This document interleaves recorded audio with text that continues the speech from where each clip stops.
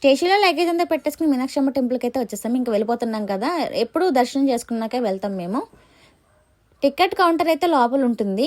ఇక్కడ మన చేతుల్లో ఏమైనా గ్యాజెట్స్ ఏవన్నీ ఉంటాయి, మొబైల్ ఫోన్స్ ఇవన్నీ ఇక్కడ పెట్టేసుకోవాలి. స్లిప్పర్స్ కూడా ఇక్కడ పెట్టేసుకోవాలి.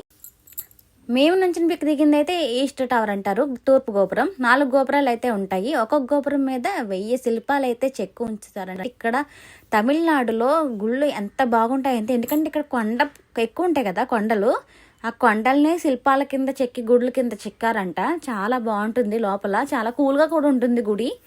చూస్తున్నారు కదా, ఏవేవో పిక్చర్స్ ఉండి స్టోరీస్ కింద ఉంటాయి. కొంచెం ప్రింట్ పోయినట్టుంది. మేము ఫస్ట్ వచ్చినప్పుడు అయితే బాగానే ఉండేది. ఇక్కడ టికెట్ కౌంటర్ అన్నాను కదా, లోపల ఇస్తారు. ఫ్రీ దర్శనం అయితే కొంచెం క్యూ ఎక్కువ ఉంటుంది. తొందరగా వెళ్ళినా, అదే ఎక్కువ రేటు పెట్టి వెళ్ళినా, మామూలుగా ఫ్రీగా వెళ్ళినా కూడా సేమ్ దర్శనం, కాకపోతే ఇక్కడ క్యూ ఎక్కువ ఉంటుంది అంతే తేడా. తూర్పు గోపురం చూసారు కదా ఎంత బాగుందో. ఎక్కువగా పిక్స్ ఎక్కువ తీసుకుంటారండి. నైట్ టైం ఇంకా బాగుంటుంది. నైట్ టైం వ్యూ కూడా వస్తుంది, చూస్తూ ఉండండి. నేను లాంగ్ వీడియోలో పోస్ట్ చేశాను, అన్ని గోపురాలు చూపిస్తాను. అందులో లాంగ్ వీడియో కూడా రిలేటెడ్ వీడియోలో పెడతాను, చూడండి. ఇక్కడ పువ్వులు చాలా ఫేమస్, మల్లెపూలు చాలామంది పెట్టుకుంటారు. ఇక్కడ ప్రైస్ ఎక్కువైనా సరే పెట్టుకుంటారండి. మన వాళ్ళైతే అంత మొగ్గు చూపించరు పూలు పెట్టుకోవడానికి. ఇక్కడ జిగర్ తాండా చాలా ఫేమస్ అంట. ప్రతి ఒక్కరు ఇదే తాగుతున్నారు.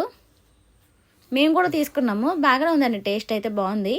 ఖచ్చితంగా ట్రై చేయండి అక్కడికి వెళ్ళినప్పుడు. ఇక్కడే ఉంటుంది షాపు, అది తూర్పు టవర్ అన్నాను కదా, అక్కడే ఉంటుంది. లాంగ్ వీడియో రిలేటెడ్ వీడియోలో ఉంది, చూడండి. Thank you.